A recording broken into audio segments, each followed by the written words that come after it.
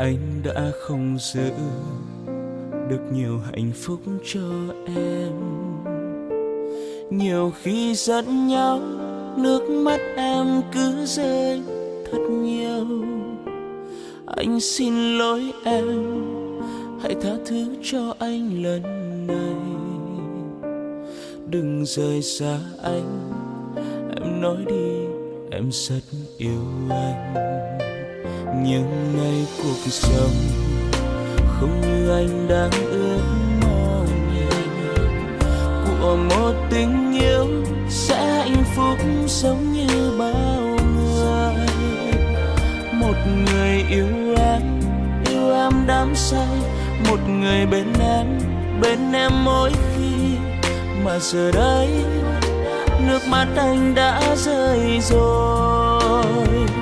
Thật ra anh đâu có muốn chia tay như vậy.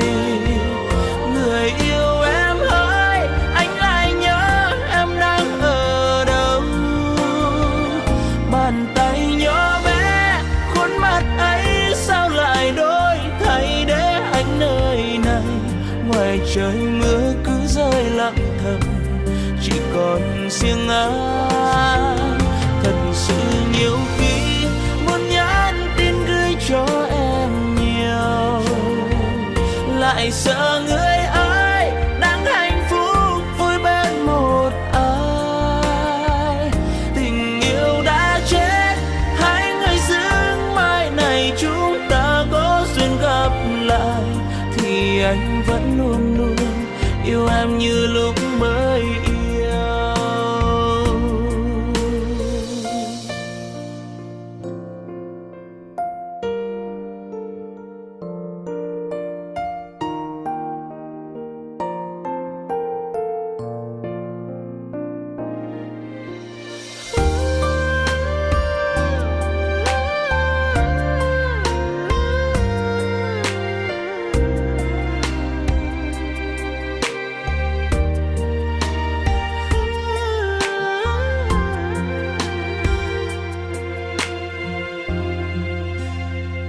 Anh đã không giữ được nhiều hạnh phúc cho em. Nhiều khi giận nhau, nước mắt em cứ rơi thật nhiều. Anh xin lỗi em, hãy tha thứ cho anh lần này. Đừng rời xa anh, em nói đi, em rất yêu anh.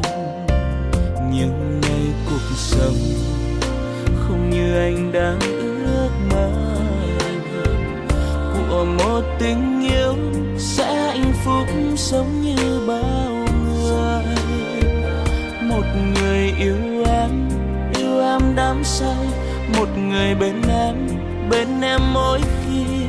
Mà giờ đây nước mắt anh đã rơi rồi. Thật ra anh đâu có muốn chia tay như vậy. Người yêu em ơi, anh lại nhớ em đang ở đâu.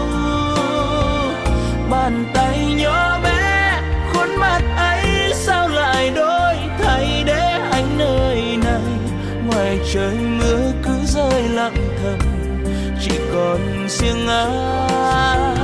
Thật sự nhiều khi muốn nhắn tin gửi cho em nhiều, lại sợ